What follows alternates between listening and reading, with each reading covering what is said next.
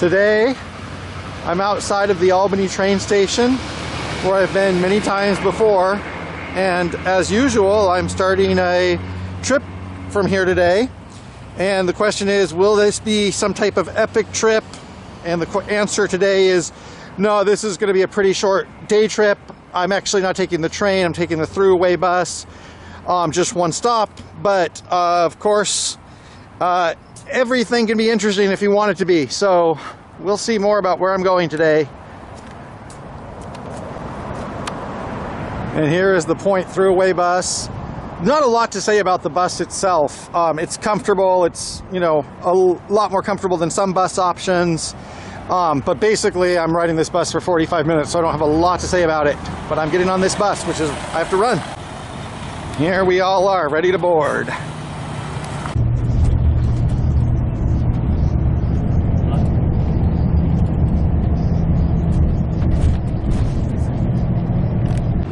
So I just got off of this bus, which is continuing north to Portland.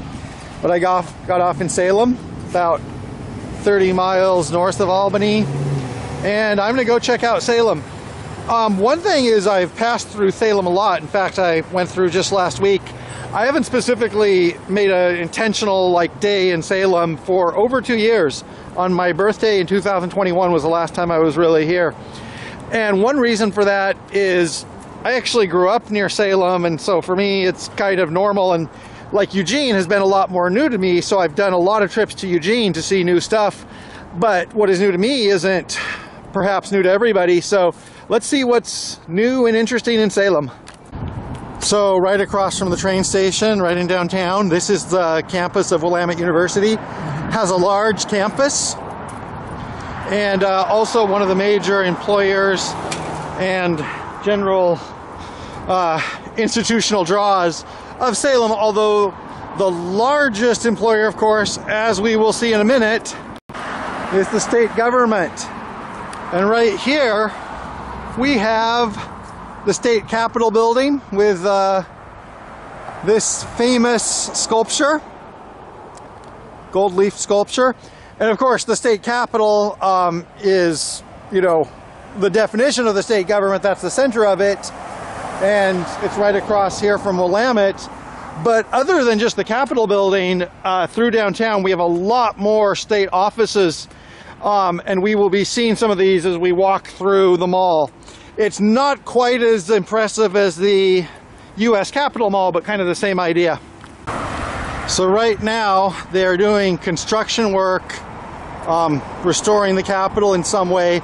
So we won't be going in there today for that reason and others. And here on the other side of the street we have some building full of white marble. Might be the Secretary of State's office. I had to visit the Secretary of State's office a couple years ago to get something apostilled. But there's a lot of white marble buildings. We'll be seeing a lot of them. Then we also have a fountain, and we have some grassy lawns. So we'll be seeing more things as we walk through this Central Mall district. Another interesting thing, all of this complex, including the Capitol itself, are part of a state park. So this is all designated a state park. You can also see, even though it's a sunny Friday in July, not really a lot of people in this park. I passed one or two people, but otherwise you have all this big grassy lawn, these nice benches. Looks like a pleasant place.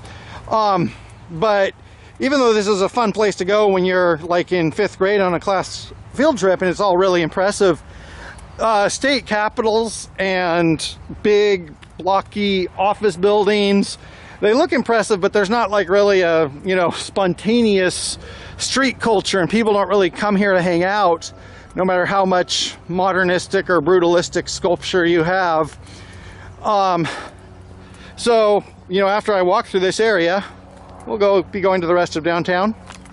This gives a better view of the Capitol. It's not occluded by trees, and as you can see, I mean, it's a nice building. You know, it's big white marble, you know, Capitol building, and it looks like there's a tour group there or something. But in any case, I'm still continuing on this way. You know, when I was talking about the office buildings, some of them are really classical looking, and then some of them are just office buildings, a little bit less glamorous, and a lot of them are centered around downtown. But there's, you know, through the city, a lot of state government buildings, and then also the state prisons are here. Many of them are, and then state mental hospital was famously here. You know, as you know, if you've seen One Flew Over the Cuckoo's Nest. And so that is a lot of office buildings, major economic driver of the city. There are other things going on in Salem, but like that's really the basis of the city. Like in a lot of U.S. states, the capital is not the largest city and was actually chosen as like a compromise place because they didn't want the largest city to control everything. So Salem is the third largest city in Oregon, maybe the second. Salem and Eugene are kind of trading places there, but much smaller than the Portland metro area. There, incidentally, is a bus to Wilsonville. One thing about Salem is it's really not that far from Portland, but people in both of the cities traditionally just kind of think of them as far away. So there's not a lot of commuting between Salem and Portland area, even though, you know, it's easier to get from Salem to Portland than it is to get from Gresham to Hillsborough a lot of the time. And as you can see, once we pass out of that government building area, we're now in an area more like this. Really low density, not a lot of retail or housing here, but that will change in a block or two. Incidentally, that's the old Greyhound station. I ran away to Sedona, Arizona when I was 17 there in 1996. And here is the transit center. I've been here before. I'm actually going to stop in and get a day pass for the bus system.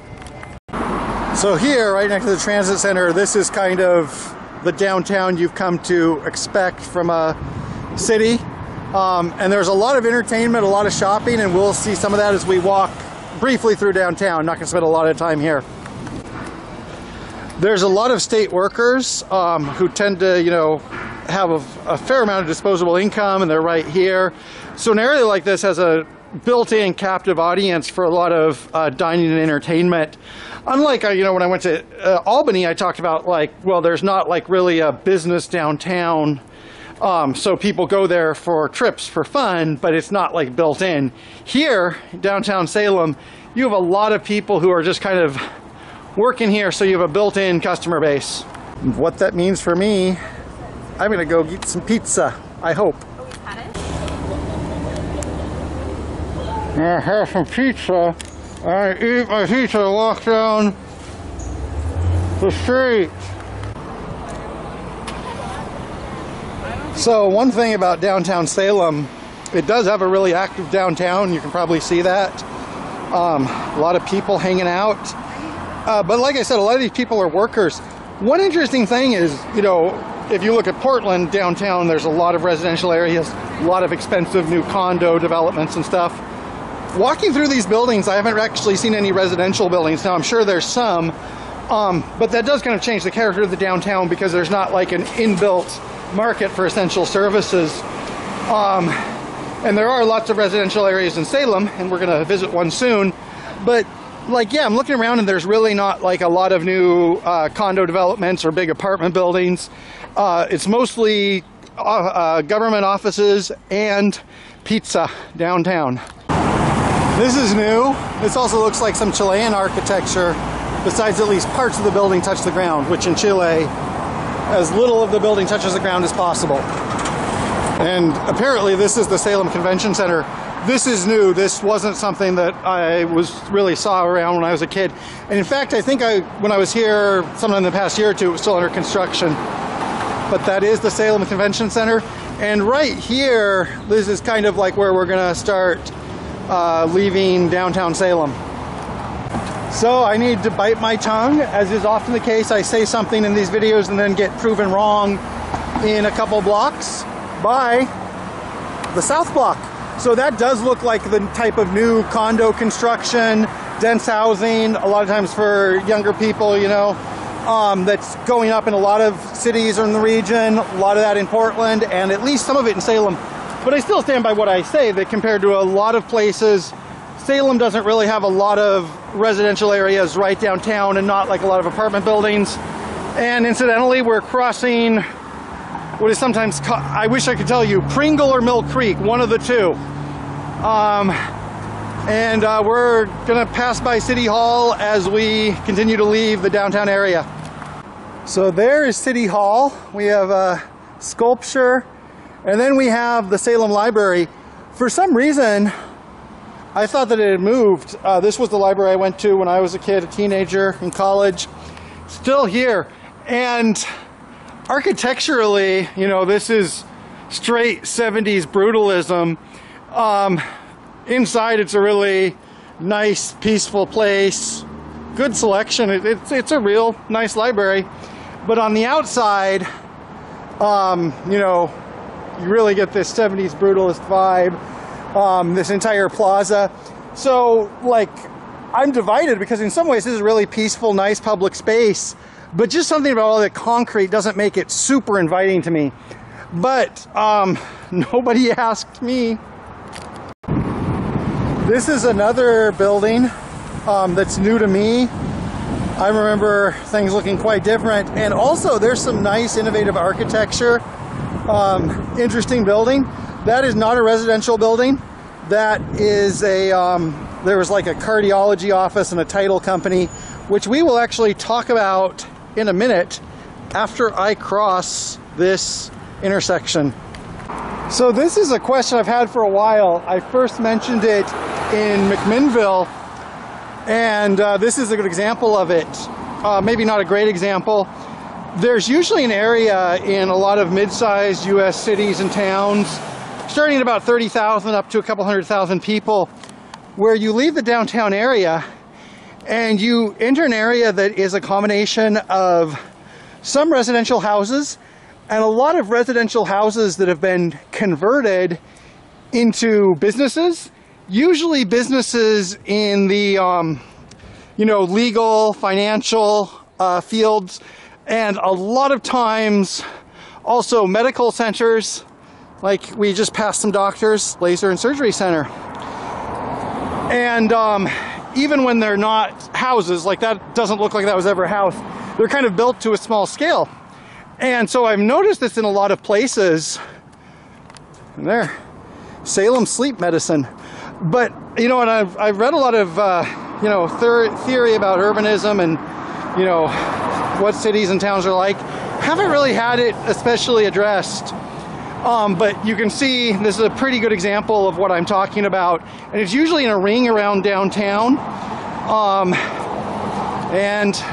there's also Chapel of the Gardens. Also, a lot of times there's churches. So it's like teeth, taxes, God. All of life's insolvable mysteries are addressed in areas like this. Other examples, there we have some plastic surgery. Over there, attorney and mediator. And some of these homes I think are still homes, but a lot of them have been converted to businesses. And I'm wondering exactly what type of zoning regulations decide, you know, can you turn your turn of the 20th century home into an advanced foot clinic? Yes, not a basic foot clinic, but an advanced foot clinic. So yeah, you know, and this is something like a lot of stuff I see, I don't even think about it until I start talking about it, and then I'm like, huh, that is something that kind of I kind of want an answer for. And South Commercial right here, this actually might not be the best example of this type of area because this is a little bit more heavily built. Some of these places are strictly in residential areas. It's also kind of annoying, you know, there is a lot of traffic. So this is closer to being a heavy commercial district. And also on a hot day, walking down South Commercial, while this is kind of a nice, tranquil neighborhood, I am getting kind of annoyed. There also isn't traffic signals or even crosswalks along here. So that's like one of the things, is a neighborhood like this looks like residential, but you know, if you can't cross the street, not really a very good residential neighborhood. So those two one-way streets have come together, and this is South Commercial, which is kind of the main drag in several ways. And one more thing before we cross out of this professional area into more, you know, conventionally commercial areas. Well, two more things. I have to actually press this button. So, you know, a lot of times, you know, when you talk about rural Oregon, that can mean very different things to different people. Because there's small towns near here, like Silverton and Amity, and to a lot of people, those are rural Oregon. The thing is, though, people in the areas like that, they can go to this fancy eye care clinic, and it's an hour from their home. So when I talk about Salem, you know, there are, the rural communities around it are still pretty big, and there is about 500,000 people who would be an hour from here. So people in a rural area like that have very different problems than like if you're in Yachats and you need to go to a specialty clinic, it's a long way. So most of rural Oregon is not that rural, but then the parts that are rural, that are really rural, are very rural. So it really, you know, what is your dichotomy between urban and rural areas? Well, that's quite a question. It's too hot for me to think about that right now, but I can show some of what this is like. Walking down Stroads on hot days is how I learned a lot about life when I was 16 or 17. Well, I hope I can cross this street before my bus comes. Which the stop should be, yeah, the stop's right there. Bus comes every 50 minutes, so I don't want to miss it. There it is right now.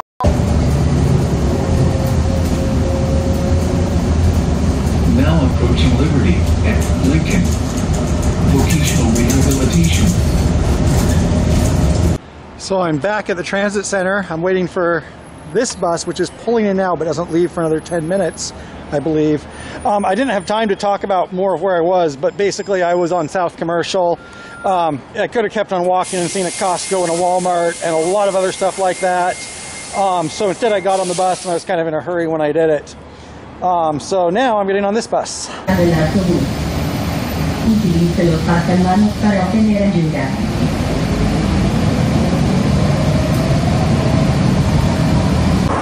I just got off that bus, the number 2 bus, and I'm in another typical residential neighborhood in Northeast, and I'm looking for a park somewhere in this direction. Well, looks like there's something park-shaped in this direction. So when I was doing the planning for a trip, you know, for this trip, I don't always know how time is going to work out. And the main thing I wanted to see was downtown and then a little bit of the South Commercial area. And then when I got to South Commercial, I was like, well, okay, that was enough of that. And that was 90 minutes of the trip. And I'm here now for another 3 hours, so I decided to check out this corner of the city, which even though I lived in the Salem area, went to school here and stuff, there are a lot of parts of Salem that just kind of slipped my mind. So this is an area I don't really know very well. So this is apparently Englewood Park. I was hoping for some restrooms, and it looks like I'm not going to exactly get that. And this is kind of a neighborhood park, but as you can see, there's a lot of tree covering. So for a neighborhood park, a little bit more nature-oriented, I guess. Nice shady place on a hot day. So this is not a very large park, but the trees are high and thick enough that it really muffles a lot of outside noise like traffic. And you know, I've just spent 10 minutes here, but it is a little break of tranquility, but not a lot to see and do at this park. So I'm going to continue. At this point, I'm going to be walking back towards downtown and the train station. I have 2 hours to go. It's only a mile or two, so I'm going to be walking slowly. So one reason I headed this way is, you know, the first thing I did was I showed obvious stuff. The government buildings, big fancy buildings, the cute and unique downtown. And then I showed kind of the other side of the city. Well, there was the professional district, but then there was like, you know, South Commercial, which is, you know, really type of unattractive thing. No judgment there, but obviously not really a fun place to hang out. And so what I'm doing here is kind of showing, you know, more typically like just the middle of the city. Residential area. This looks to be like 20s and 30s, a lot of like craftsman style homes, bungalows, pre-World War II, without attached garages. So a lot of, you know, nice architecture, nice neighborhoods, parks. There is that side too, you know, so I want to show all sides of the city. I'm not going to make a tourist video, but I'm also not doing a hatchet job. And I enjoy it here. It's a nice little place to walk through. Yeah, this is a nice 20s, 30s neighborhood. Trees are tall and shady. I'm just slowly walking back towards the center of Salem. And like I said, I know Salem well, but this entire like northeast part, not really familiar to me. They're just wide, tranquil streets. Well, not too wide. Not a lot of traffic. Nice little houses with nice little gardens. You know, kind of repeating myself, just a nice little neighborhood stroll in northeast Salem. So it's only 5 minutes later, and I guess I was a little bit closer downtown than I thought because I'm already downtown. Back in White Marble Land. And I have 2 hours, so I don't really know. I should have been a little bit more ambitious. Interesting side note, this parking lot, I was mugged in this parking lot unsuccessfully in 1997. All is interesting to make note of all the places that's happened. Anyway, so, you know, I still have 2 hours, so what I'm going to do, because I have the time, is I'm going to go by the waterfront, see what's there. This is kind of a wandering trip, you know, seeing lots of different stuff, and hopefully that's helpful and not just confusing, you know, because I didn't really know everything I was going to look for when I came here. So I'm about to cross the Rails to Trails Bridge that leads to West Salem, which is in Polk County. Salem, like other cities in Oregon, but more than most, is divided into 2 counties. So most of it is in Marion County, but across the river we have Polk County. Interestingly enough, I think the last time I crossed this bridge was about almost exactly a year ago today, when I did the trip to McMinnville and then came back. So it's a nice day on the Willamette. So one thing about this trip, and this is true of a lot of my trips, is that a lot of times when I'm first planning it, I want to make a succinct point. And today it was going to be like, okay, here's the classical downtown of Salem, as opposed to, you know, just what a commercial district looks like. And then just throw in the typical residential district at the end. And now I went on this entire other trip, and it's kind of anticlimactic. But that also shows what visiting a place is like. You know, it's not like when you visit, you don't get this cut and dried like view of what things look like. You get a lot of stuff all scattered together. So this is a very attractive park here. Mixed, kind of a little bit of a nature park, but more of like a sports and activity park.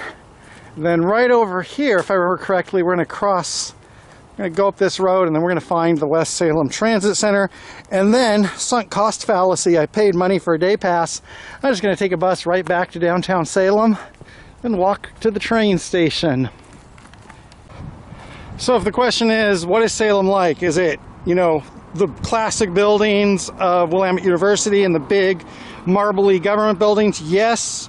Is it quaint little residential neighborhoods with tree-lined streets? Yes. Is it really ugly, you know, mass commercial districts? Also that. Is it warehouses? Is it nature parks?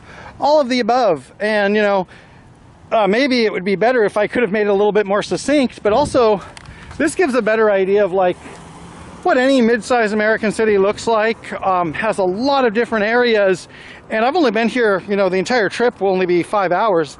I've only been here a little bit more than 3 hours, and I've seen a lot of stuff in that time. So, you know, I sacrificed a little bit of succinctness to show the reality of what it's like.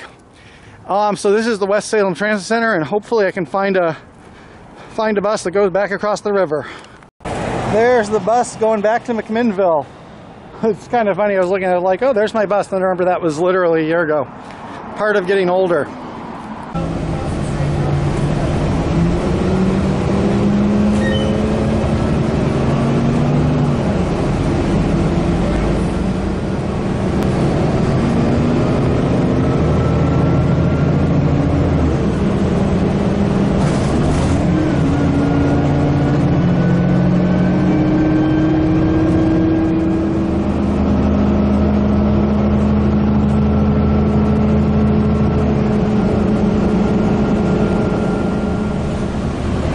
safety, do not walk between buses or across traffic lanes at the transit center. Use the crosswalks. Exit through the rear door when possible. Thank you for riding Chariots.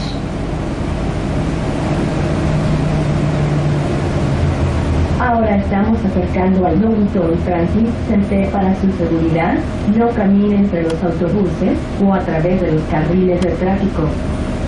Utilice los pasos de peatones. Bajar por la puerta trasera cuando sea posible. That's the lobby.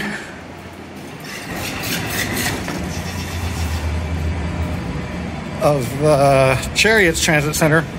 And as I've mentioned and complained about, or semi-complained about many times, there's two separate transit centers. This is for local buses and also regional buses. And then the Amtrak station, which also has some longer distance regional buses at it, is a couple blocks this way. This is a really nice modern transit center. Like hanging out here. And that's the one problem, is that it is far from the Amtrak station, or relatively far. Well, I'm back walking through the Willamette University campus. One thing I said, you know, the transit center is away from the train station. Not a long way, like 10 minutes away at most. The thing is, for travelers with like a lot of bags or something, it would be prohibitive. But for me, it's just a short walk. And also, I still have an hour to go. So the Willamette campus is actually a really nice place. You have this creek flowing through it. The architecture is nice. So it's a nice place. And I'm kind of lost here right now, but like I said, I have a lot of time. So I'm just going to wander around until I find the exit to the campus. Here's the Amtrak Cascades coming in. This is the one that leaves Eugene at 4:30. I am not getting on this train. I'm waiting for a bus, another 30 minutes or so. Well, I guess the main thing I want to say is, you know, I only took an Amtrak bus to the next town, didn't even take a train. But that was enough to, you know, see something different. Feeling kind of tired right now. Can't say anything too eloquent. But, you know, it's just every time I get to get away and see something different, even if it's just the next town, I do feel like I've done something useful. So it's a little bit late, but here is our Point bus coming in. This just means I have a shorter time to wait in Albany. Yep.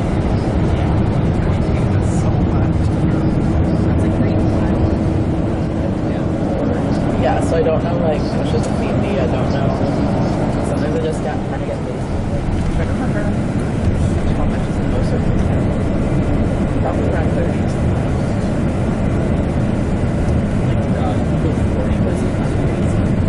Back in Albany, just got off this bus, which is strangely unmarked. And you know what time it is? It is milkshake time.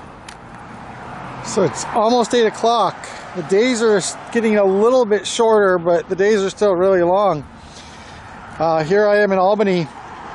So through June, after the big trip, I didn't really go a lot of places in June, and now like there's basically stuff I'm crossing off my list for the summer. And this might be a very busy summer for me.